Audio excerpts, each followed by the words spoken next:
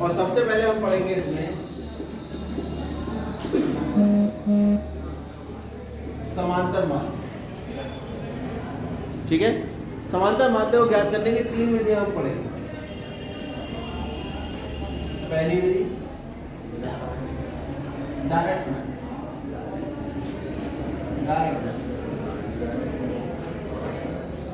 जिसे हम प्रत्यक्ष विधि भी कहते हैं। दूसरी विधि एब्सोल्यूट मीन मेथड,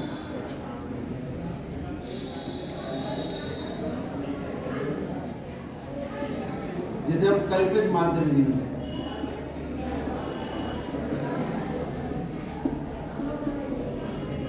और तीसरी विधि है स्टेप डेफिनेशन।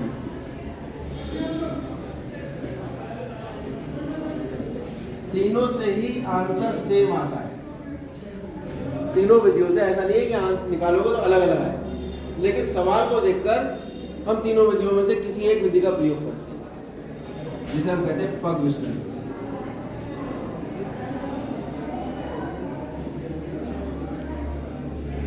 इनको प्रयोग करने की अलग अलग स्थितियां हैं। सामान्य तौर से ये नहीं कह सकते कि भी किसके लिए हम कौन सा प्रयोग करना, यही प्रयोग करनी है 100% ये करनी है, नहीं। आप तीनों में से कोई भी विधि किसी भी सवाल में लगा सकते हैं, लेकिन विधि का चयन करने से सवाल हल करने के तरीका आसान और मुश्किल हो सकता है, और वो आसान और मुश्किल चीज़ है कैलकुलेशन। तीनों विधियों को बनाया इसलिए गया है कि कैलकुलेशन को आसान किया जा सके। अगर संख्याएं बहुत छोटी छोटी हैं, 3, 5, 8, 10, 12, 15 लगा दो प्रत्यक्ष विधि, कोई दिक्कत नहीं। अब मान लो संख्याएं आ गई आपके पास 45, 55, 63, 112, 115, बड़ी संख्याएं आ गई, तुरंत लगा दो कल्पित माध्य। ठीक, एक होता है वर्ग अंतराल 0 से 10, 10 से 20, 20 से 30, 25 साल प्रत्याय। एक होती है बारंबारता। उस वर्ग अंतराल के अंतर्गत जो भी चीज़ें आ रही हैं उनकी अपनी एक बारंबारता होती है। अगर वर्ग अंतराल सबके लिए एक समान है, वर्गांतर होता है उच्च वर्ग सीमा में से निम्न वर्ग सीमा को घटाना। अगर वर्गांतर सबके लिए बराबर है तो कल्पित माध्य लगा दो, और अगर वर्गांतर सबके लिए या कुछ के लिए अलग आ रहा है तो फिर लगाएंगे हम पग विचलन। जनरली हायर क्लासेस में और हाई स्कूल में भी या तो वो कह देगी इस विधि से करो, अगर वो नहीं करता है तो आप कोई भी विधि अपना सकते। ठीक, सबसे आसान कैलकुलेशन रहती है इस विधि से, तो ज़्यादातर लोग यही वाली विधि का प्रयोग करते हैं, पग विचलन। सीखनी हमें सारी विधियाँ। ठीक, चलिए पहला सवाल देखते हैं। विधियाँ आपके सामने आती जाएंगी।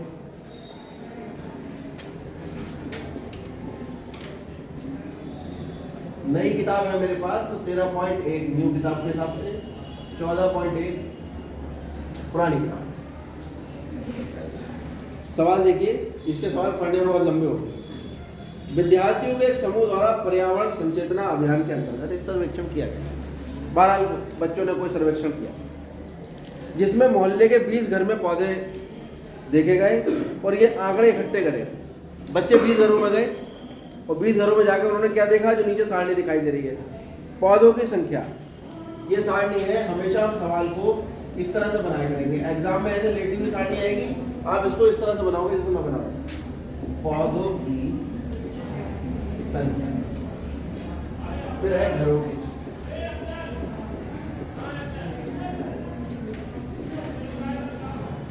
0 से 2 पौधों की संख्या, 2 से 4, 4 से 6, 6 से 8, 8 से 10, 10 से 12, 12 से 14। इस तरह से बनेगी सारणी, पैमाने से ही बनती है, लेकिन अभी नहीं है तो हाथ से।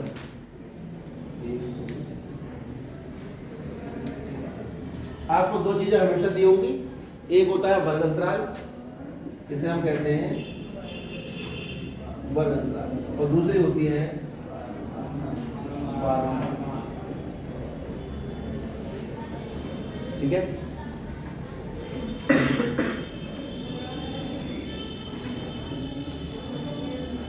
थोड़ी जगह यहाँ छोड़ लेना, बीच में थोड़ी जगह छोड़ लेना। अभी बताऊंगा तो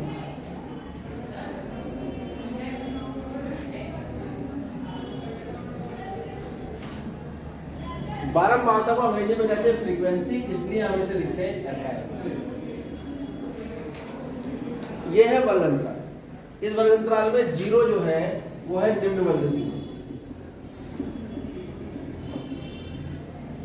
और 2 को कहते हैं उच्च वर्ग सीमा। क्या कहते हैं 2 को? बताने की जरूरत नहीं। ये छोटी वाली निम्न हो गई, पहले वाली, बाद वाली उच्च वर्ग सीमा। आप देख रहे हैं इसकी उच्च वर्ग सीमा दूसरे वर्ग अंतराल की, इसे वर्ग अंतराल कहते हैं, निम्न वर्ग सीमा के बराबर।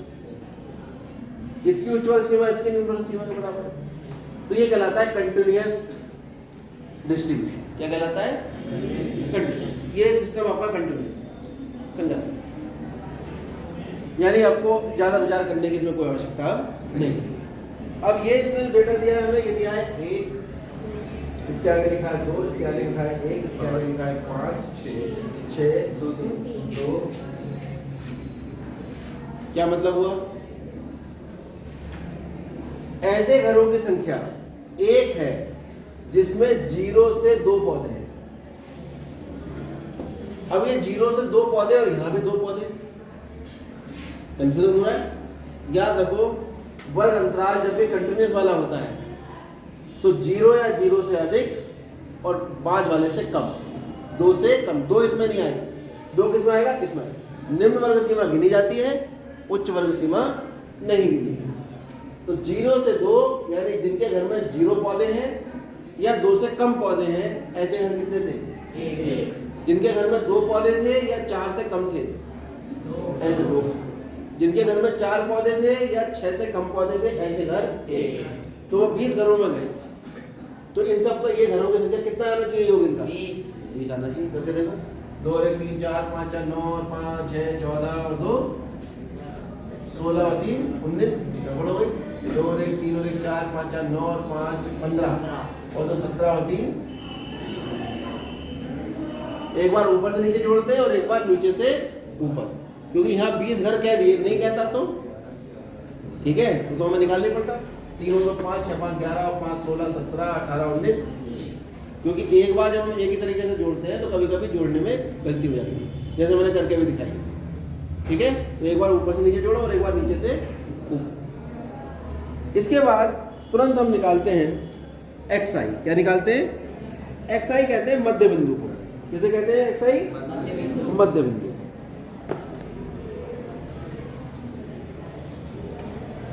तो xi निकालें। xi निकालने का तरीका क्या है? याद रखो, xi का मान साइड में नोट कर लो, यही नोट कर लो। जब भी वर्ग अंतराल से हम xi निकालेंगे वो आएगा उच्च वर्ग सीमा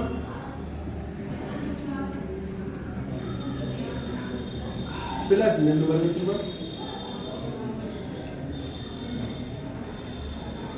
बटे 2। ये xi का मान होगा। हर सवाल में जहां वर्ग अंतराल दिया होगा xi निकलेगा। निकालो। निम्न वर्ग अंतराल 0, 0 प्लस 2 कितना हुआ? 2। 2 को 2 से भाग करो, 1। क्या बताओ? 4 और 2 निम्न वर्ग सीमा 2, उच्च वर्ग सीमा 4। 6, 6 को 2 से भाग करो, 3 4 10 5 8 6 2 10 ये 18 9 और 12 दोबारा 11 12 26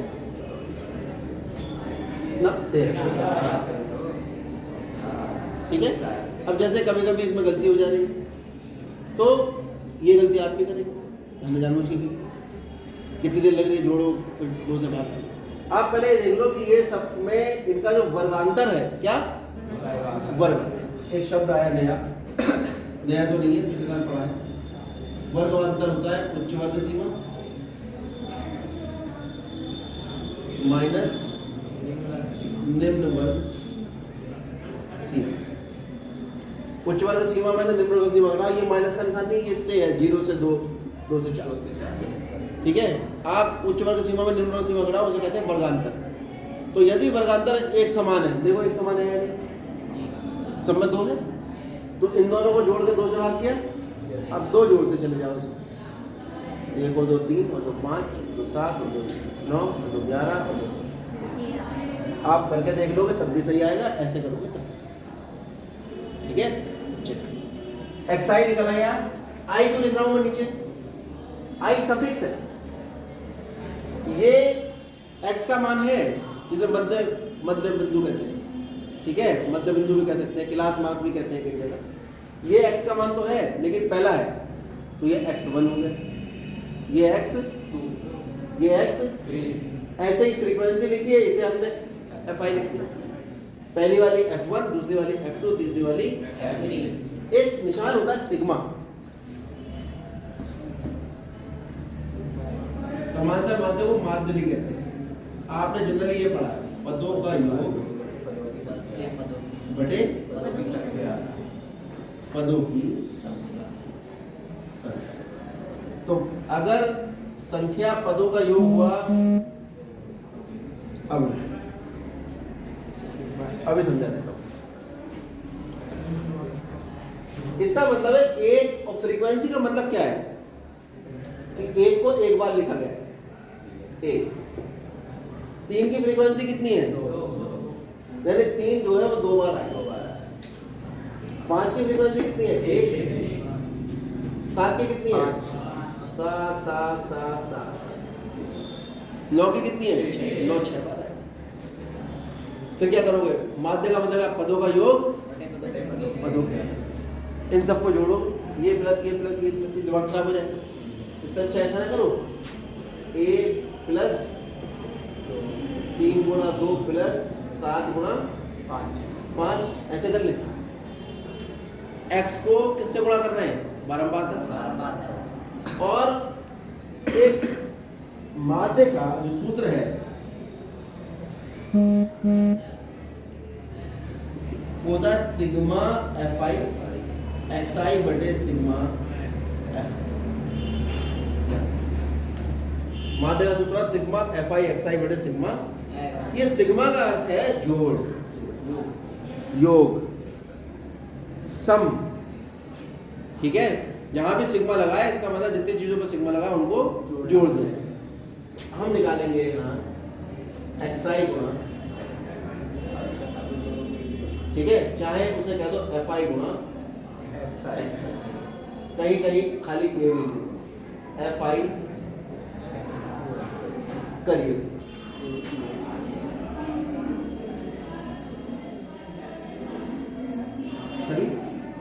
एक ही कम, 1 3 दूनी 6 5 ही कम 8 7 पंजे 35 9 छिका 54 11 दूनी 22 13 तिया 45। हम देख रहे हैं कितने आसान से गुणा, तो ये गुणा होती है 122 और ये लिखा होता है 75, बड़ा मुश्किल हो गया। तो फिर ये वाली विधि, फिर हम लगाते हैं ये वाली विधि कल्पित माध्य। वो क्या होती है वो कल समझाएंगे। आज पहले माध्य विधि। माध्य विधि में सबसे पहले हम निकाल लेते हैं xi। अगर वर्ग अंतराल दिया, वर्ग अंतराल नहीं दिया, सीधा xi दिया, बहुत अच्छी बात है। और एक फ्रीक्वेंसी हमें दी होती है, बारंबारता इसे हम कहते हैं। xi fi दोनों क्या कर लेते हैं? गुणा। और सिग्मा का मतलब क्या बताया मैंने? योग। तो नीचे निकालेंगे सिग्मा fi, जोड़ लीजिए, 6 और 1 7 5 12 और 5 17 और 4 21 22 23 और 9 32, ठीक है। 3 और 2 5 और 2 7 5 12 और 3।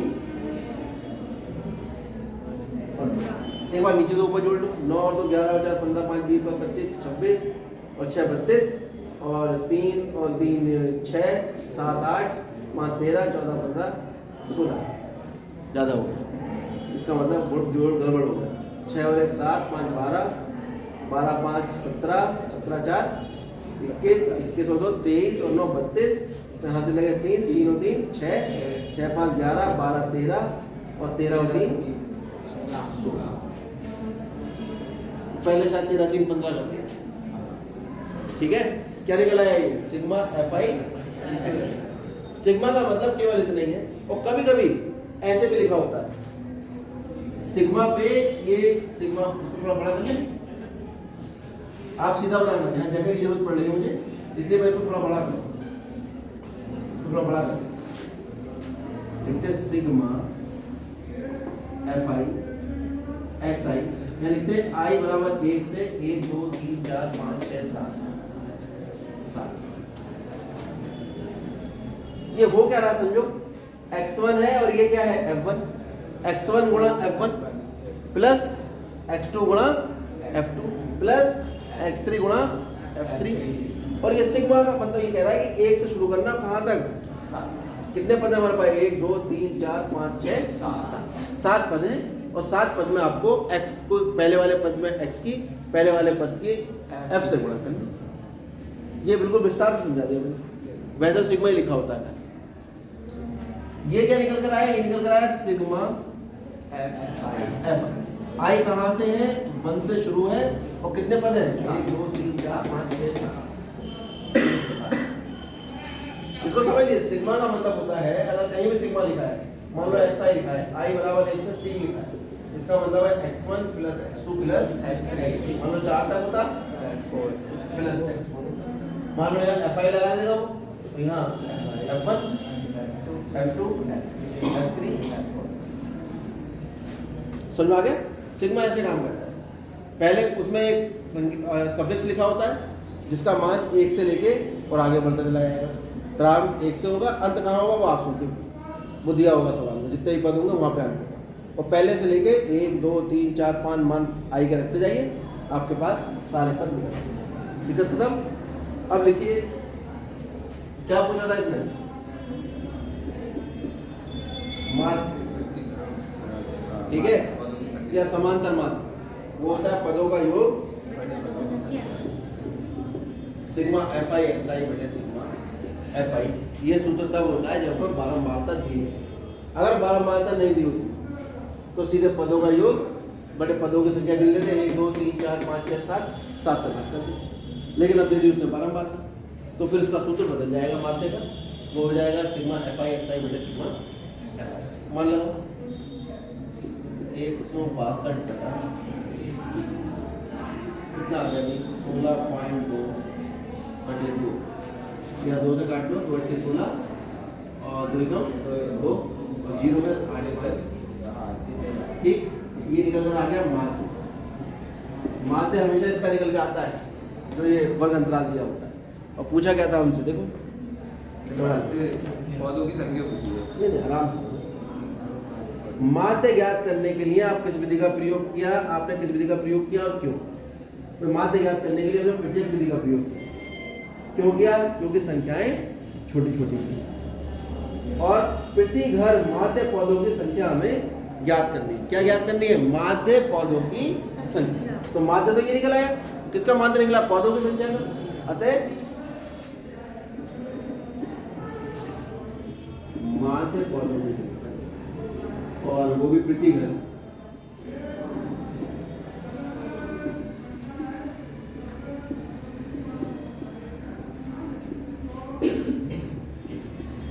यानी लगभग हर घर में 8.1 पौधे हैं।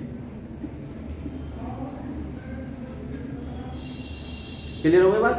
क्या डाटा पता लग रहा है इससे कि जितने भी घर है, किसी में 8 थे, किसी में 11, किसी में 13, ठीक है, सॉरी किसी में आपके 12 से 14 पौधे थे 3 घरों में, तो हर घर में लगभग कितने पौधे हैं, तो हर घर में लगभग 8.1 पौधे, यानी 8 हो गए लगभग।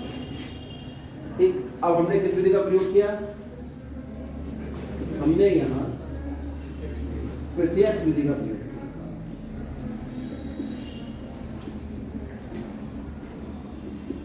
क्यों किया है,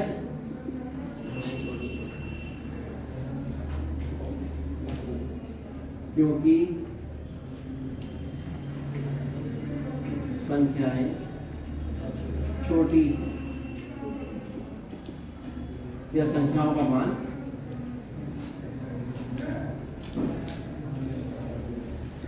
कम है, इसलिए प्रयोग कर लिया।